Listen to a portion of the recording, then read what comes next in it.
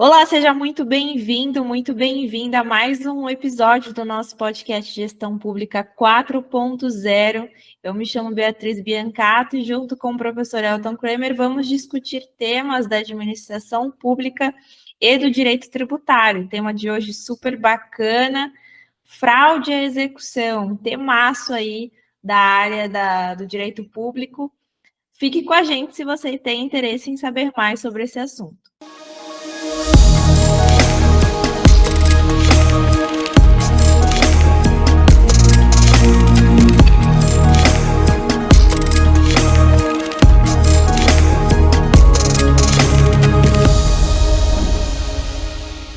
Olá, Elton. Olá, Bia. Bom, pessoal, vamos começar o episódio de hoje já agradecendo novamente aos feedbacks que nós recebemos dos últimos episódios gravados. Está sendo muito bacana a devolutiva de vocês, a interação de vocês nas redes sociais, os comentários, os likes, e não se esqueça novamente de se inscrever no canal. É muito importante para impulsionar esse trabalho e levar essas informações relevantes que nós trazemos aqui nos episódios para um maior número de pessoas, não é, professor? Com certeza, é muito importante você compartilhar conhecimentos, né, Bia? Não podemos só guardar para a gente. Quanto mais compartilhar, mais se aprende. É isso mesmo. Esse é o nosso objetivo. Hoje, sem mais delongas, vamos falar sobre fraude à execução fiscal. Execução fiscal é um tema muito presente aí no dia a dia da advocacia pública, né? É importantíssimo a gente comentar sobre a configuração desse fenômeno, né, na execução fiscal. Então, num processo de cobrança aí do crédito tributário, quando a gente pode considerar que existe fraude à execução fiscal, professor? Então, Bia, sempre há uma dúvida, assim, durante a execução fiscal, qual seria o momento da alegação e quando que configura a fraude à execução fiscal. E é uma dúvida, às vezes, até por parte do advogado público que conduz a execução fiscal, quanto do advogado privado, né, que muitas vezes está resguardando o interesse do seu cliente. É importante a gente ter essa delimitação e separar a fraude à execução fiscal da fraude à execução civil, né? Porque nós temos também a fraude à execução lá no Código de Processo Civil. Então, é uma fraude também, acontece no processo de execução, só que lá é tratado nas relações privadas, né? Nós temos até um regramento próprio, vocês vão notar que há uma diferença significativa entre esses institutos. No direito tributário, nós temos uma previsão específica, né, no artigo 185, que prevê fraude à execução fiscal a partir da inscrição em dívida ativa. Então, a partir daquele débito que é escrito em dívida ativa, qualquer oneração, qualquer venda, alienação, doação, enfim, atos que o devedor venha praticar que possa levar à insuficiência de bens para garantir a execução fiscal, pode ser interpretada como uma fraude à execução fiscal. E, nesse momento, o advogado público pode alegar no processo e, assim, obter o provimento judicial para anular aquele ato que está sendo analisado no processo de execução fiscal. Sob a perspectiva aqui da parte da advocacia privada, né, me colocando aqui na posição de representante dos interesses aí dos contribuintes na ordem privada, é muito importante essa dica que o professor nos pontuou, em identificar as diferenças de uma fraude, uma execução comum civil, da fraude à execução fiscal, e como ele bem pontuou aqui, a gente já se pautar por um artigo específico que existe no Código Tributário Nacional. Então, eu gostaria que o professor comentasse sobre esse dispositivo específico que está contido no Código Tributário Nacional e principalmente sobre a exceção ao reconhecimento da fraude, que é importante a gente identificar não só a questão do momento de ocorrência, mas quando existe uma exceção, ou seja, quando não se configura a fraude ali no caso concreto, né? Então, Bia, é muito importante o advogado privado público analisar o processo e saber diferenciar, porque eu já vi tantos colegas da advocacia privada quanto da advocacia pública tomar por base o Código do Processo Civil, né? E às vezes até o Código Civil, que lá nós temos a fraude contra credores, que daí seria outro instituto do direito material, que aí estaria mais distante ainda dessa realidade. Então, quando você identifica na execução fiscal um provimento próprio, uma previsão própria no Código Tributário Nacional, a gente vai lá no artigo 185 e visualiza se é um ato que foi praticado após a inscrição do débito em dívida ativa, que é um momento colocado pelo Código, né? Então, a partir desse momento, nós temos uma presunção absoluta. Isso quer dizer o quê? Que não se admite prova em contrário, né? Esse é a grande pedra no sapato, né, Beatriz, da advocacia privada. Porque a advocacia privada aí, ela gostaria, né, com certeza seria uma linha de defesa, produzir provas em contrário, mas na fraude da execução fiscal nós temos essa presunção absoluta, segundo o entendimento do STJ. Mas nós temos que alertar também que no parágrafo único nós temos ali uma exceção, que se é o momento do ato, né, o ato de alienação, de oneração, de venda, de doação, enfim, o ato que está sendo analisado, o devedor tinha bens suficientes para saldar o débito tributário, então não estaria configurada a fraude à execução fiscal, né?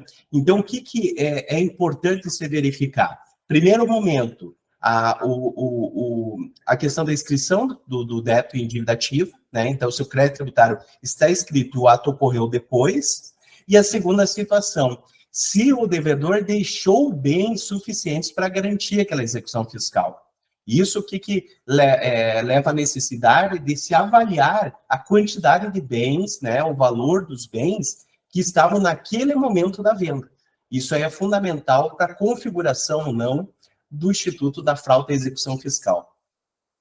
É muito importante esse ponto que você comenta sobre a questão da exceção, porque a própria exceção que o Código faz nos dá a impressão que há uma espécie de consideração da boa ou má fé do contribuinte, né? E às vezes a gente fica se questionando isso porque é muito difícil hoje alguém não saber que tem uma dívida tributária. Mas acontece aquela coisa que o contribuinte, sei lá, diz: eu não sabia da existência desse processo, eu nem sabia que estava desse jeito. Então, fica aquela coisa de, será que boa fé, má fé é considerada para configuração ou não da fraude nos casos concretos? Isso é levado em consideração, professor? Então, Bia, isso é uma pergunta importantíssima, porque nós temos a diferença dessas duas fraudes à execução, a civil e a tributária, e uma das diferenças fundamentais é que na fraude à execução civil, nós temos a aplicação da súmula 375 do STJ, e que ela exige para a configuração da fraude a averbação, né, da dívida na matrícula do imóvel, por exemplo, para a configuração, ou a configuração da má-fé, a comprovação da má-fé do adquirente. Então, ali nós temos o quê? A fraude mais o conhecimento desse adquirente, né, que daí estaria ligado à má-fé porque ele assumiu o risco. Ocorre que essa súmula 375, ela não se aplica à execução fiscal. Ela se aplica somente à execução civil. Então, se ela não tem aplicação à execução fiscal, na execução fiscal, entende o STJ, já no posicionamento consolidado, que não há necessidade de se comprovar a má-fé. Há uma presunção já de índole absoluta de que, uma vez onerado, vendido, doado o bem, após a inscrição em dívida ativa, é o suficiente para a Fazenda Pública comprovar a fraude à execução fiscal. E isso, Bia, até a gente trabalha dentro de um curso, até aproveitar para fazer o merchandise aqui, do curso avançado de execução fiscal, que nós temos pelo Instituto Paranaense de Direito Municipal. Até vou deixar aqui o site para todos os interessados, www.ipdm.com.br. Vai ficar aqui no vídeo registrado, se querem se aprofundar nessa situação, nesse contexto. Então, isso é importantíssimo ter uma divulgação, por quê? Porque isso é fundamental tanto para o advogado público alegar, né, levantar essa questão na execução fiscal, e do outro lado, a Bia, que representa aí a advocacia privada, do advogado privado defender o seu cliente. Então, ali ele vai ter uma linha de defesa, claro, mais tênue, mais restrita na execução fiscal do que ele teria na execução civil, mas ele não pode se apoiar na questão da boa ou má fé, porque na execução fiscal não cola. Ah, isso aí. Até para dar uma visão mais de backstage, de bastidores, assim, para as pessoas, inclusive considerando a possibilidade de pessoas completamente fora da área jurídica, né, assistirem, acompanhar o nosso podcast, é muito interessante a gente também pensar como que a Fazenda Pública, ela pode identificar ali, no caso concreto, uma fraude de execução, se ela processa a parte, se é tudo no mesmo processo ali de execução fiscal, porque as pessoas talvez possam imaginar assim, tá, como que se identifica a fraude de execução? Por exemplo, se o município ele faz um levantamento lá de pesquisa de ativos em conta bancária, ele vai ter a situação ali do saldo existente, mas ele faz algum tipo de verificação de movimentações financeiras pretéritas naquele momento para verificar se houve uma dilapidação de patrimônio depois da inscrição em dívida. Como é que funciona essa parte mais prática de encontrar a fraude, a execução, identificá-la ali no processo? Então, Bia, sem prejuízo assim de uma investigação mais minuciosa, a gente vai trabalhar com a atividade corriqueira do advogado público, né? Porque se você pegar uma fiscalização mais minuciosa, a gente chama uma auditoria mais personalizada, porque a gente faz isso também como uma espécie de levantamento de clientela, a gente chama de clientela, né?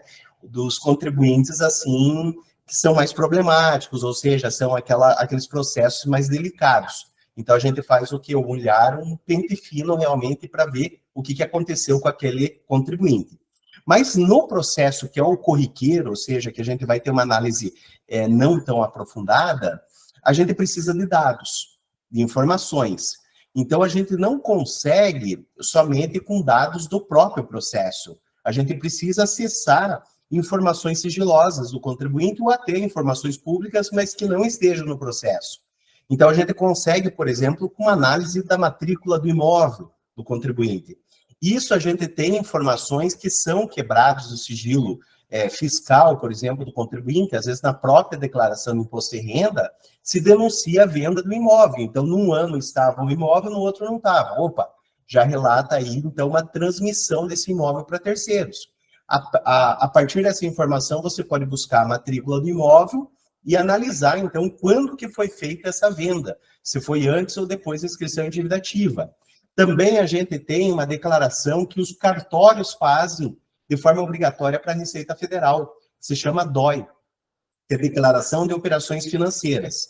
Esse DOI, quando a gente pede também acesso no processo, depois do esgotamento da procura de bens de forma ordinária, a gente consegue no DOI também a informação dessas transmissões, né? Onerações, transmissões, doações, né? Então, a gente consegue também essa informação que depois a gente vai recorrer para a matrícula do imóvel e confirmar essa informação. Outra situação, venda de veículos, também a gente consegue a informação junto ao Detran, né? Oneração também, através de venda de ações, a gente consegue informações com a CVM, a declaração de imposto de renda também do contribuinte, quando ele faz, denuncia muitas movimentações também mobiliárias e imobiliárias que seriam interessantes para a fraude de execução fiscal, e outras situações que a gente consegue dentro de uma garimpagem dentro do processo. Então, uma informação que chega da Receita Estadual, da Receita Federal, informações, por exemplo, em outros processos que você vê que está sendo discutido uma venda do imóvel, que está sendo buscada a anulação. Então, de várias formas, a gente consegue identificar o bem. Esse bem pertencia ao devedor e saiu para um terceiro? De que forma saiu? Qual a data que isso ocorreu? Então, isso é fundamental, Bia, para o advogado público chegar e fazer sua análise. A partir disso, ele vai parar um processo, vai analisar isso e sendo caso de fraude de execução fiscal, ele vai peticionar e ali ir buscar um provimento judicial. Então, mais ou menos, a análise do advogado público seguiria nesse sentido. Eu acredito que seja um trabalho de formiguinha, né? Porque demanda bastante atenção e considerando que a execução fiscal seja um dos grandes gargalos do Poder Judiciário, né? O volume de execuções fiscais no nosso país, acredito que realmente seja um trabalho assim que teria um grau de eficiência muito bacana nessa identificação desses casos, processo por processo, mas também precisa de operacional para dar conta de parar especificamente de forma individual nesses processos e fazer esses levantamentos. Acredito que seria bem útil. Pela experiência que eu tenho aqui no escritório, são poucos os processos que têm esse tipo de alegação, assim, investigação a fundo, né? E a gente vê, Bia, que às vezes, dependendo da procuradoria, o advogado público está soberbado de processo, você não consegue nem pensar, muito menos você fazer uma investigação. Então, acaba que empurrando aquela situação para frente e acaba não sendo feito. Né? Não por culpa do advogado, mas às vezes pelo acúmulo de processo. Então, o ideal é ter um número mais enxuto para que você consiga fazer uma investigação. E, claro, a gente está indo atrás do mau contribuinte, a gente não está indo atormentar o bom contribuinte, né? Então, possivelmente é um contribuinte que cometeu um ato infracional. Então, claro que a gente está cumprindo ali uma função de interesse público, interesse social. Legal. E vamos falar sobre outra coisa aqui, bem interessante também, polêmica, só para a gente caminhar assim para o encerramento, né, do episódio de hoje, falar sobre redirecionamento e atos de alienação. Muito interessante isso. Para o pessoal que está nos escutando ou nos assistindo no YouTube, quando a gente ajuiza um processo, né, quando a Fazenda Pública ela ajuiza um processo de execução fiscal, ela instaura uma relação ali. A gente tem um sujeito ativo, né, que é o ente público, e um sujeito passivo ali, que vai ser o contribuinte. Muitas vezes esse contribuinte pode ser uma pessoa jurídica. E acontece que a pessoa jurídica em si, né, ela tem uma blindagem patrimonial, patrimônio da pessoa jurídica, que é distinto do patrimônio dos sócios. Então, quando acontece no processo de execução fiscal um redirecionamento para os sócios gerentes ali daquela empresa, daquela pessoa jurídica, como é que fica, professor, a identificação do momento da fraude à execução, quando acontece esse redirecionamento? Porque é o que a gente sabe, no redirecionamento que a gente considera-se sim que a relação foi instaurada entre o ente público e a pessoa física, né? Pode explicar para a gente um pouquinho como é que funciona isso? Nesse ponto, Bia, a gente tem que ter uma noção que a gente tem o que? A autonomia entre a pessoa física e a pessoa jurídica. Muitas vezes é confundido, né? Muitas vezes até a Fazenda Pública ajuiza uma ação contra os dois como regra, né? E não separa, não tem, por exemplo, a confirmação dos requisitos do artigo 135 do CTN para ter uma responsabilização pessoal do sócio. Então, é tratado ali como se não houvesse uma pessoa jurídica, o que é errado, né? Tendo esse provimento, obviamente, tem que ter uma comprovação por parte da Fazenda Pública que ocorreu uma infração à lei, ao estatuto, ao contrato social, um abuso de poder, alguma coisa que justifique os requisitos do artigo 135 do CTN. Então, nós temos como regra o quê? A autonomia do patrimônio da pessoa física e da pessoa jurídica. A partir do momento que você tenha antes, na fase pré-processual ou na fase processual, a confirmação desses requisitos, o mais corriqueiro, por exemplo, 99% dos casos, é o caso de dissolução irregular. A dissolução irregular, o que é? A empresa simplesmente fecha as portas, não avisa ninguém, não avisa a junta comercial, não avisa a Receita Federal, não avisa a prefeitura, e fecha as portas, né? E isso é chamado de dissolução irregular. Nesse caso, o STJ entende que isso é uma infração à lei. E, nesse caso, você autoriza o redirecionamento da execução em face ou do administrador, sendo sócio ou não, ou de todos os sócios. Dependendo se a empresa é optante do Simples Nacional ou não, você vai ter uma dessas respostas. Enfim, nós temos esse redirecionamento e, a partir desse redirecionamento, ele vai ser fundamental para a gente confirmar ou não a fraude à execução fiscal por parte do sócio. Porque por parte da pessoa jurídica, você tem ali a inscrição em dívida ativa como um parâmetro, né, para fraude à execução fiscal. Só que com o caso de redirecionamento, é somente com a decisão de redirecionamento que nós temos esse parâmetro, se ele vendeu antes ou depois. Então, o que a jurisprudência do STJ exige? Que tenha a citação, né, a desconsideração, que a gente chama, o redirecionamento, né, e a citação do sócio. A partir desse momento, se ele onerar, vender, doar o bem, aí estaria configurada fraude à execução fiscal. Antes, não estaria configurado porque a execução ainda não era contra ele, nem a dívida ativa e nem a execução fiscal. Agora, claro, se o nome dele já estava na CDA incluso, aí nós seguimos a regra geral, que é a data da inscrição em dívida ativa. Então, isso é fundamental para a gente ter essa diferenciação, né? Se a CDA é contra o sócio ou se houve uma necessidade de redirecionamento. Isso vai diferenciar uma situação da outra para configurar a fraude à execução fiscal. Nossa, bacana. É bem polêmico, né, esse assunto, porque se a gente for pensar, por exemplo, em considerar, ok, redirecionou, mandou citar a pessoa física, aí a gente considera o marco, né, para se onerou depois disso ou não.